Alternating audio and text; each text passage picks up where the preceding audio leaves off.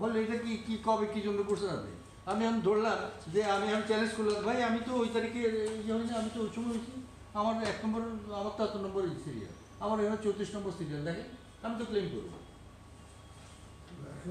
Category তো change হয়ে গেছে। ক্যাটাগরি কেন চেঞ্জ হবে?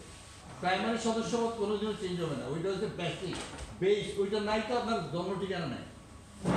না মিজান ভাই, না এখানে একটু আমার একটু কথা আছে। কি কথা আছে? তোমরা করছো যেটা, এটারও উত্তর আছে আমার কথা কাছে। শেষ করি। বলো।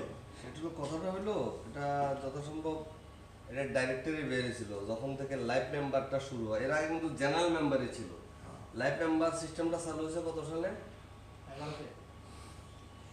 এই যে না না এইবার তোমার আমি বলি, আসো আমি শেষ করি না।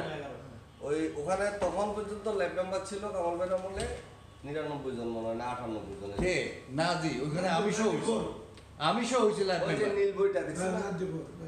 94 এটার মধ্যে আমার নামও আছে, এটার মধ্যেও আছে, এটার মধ্যেও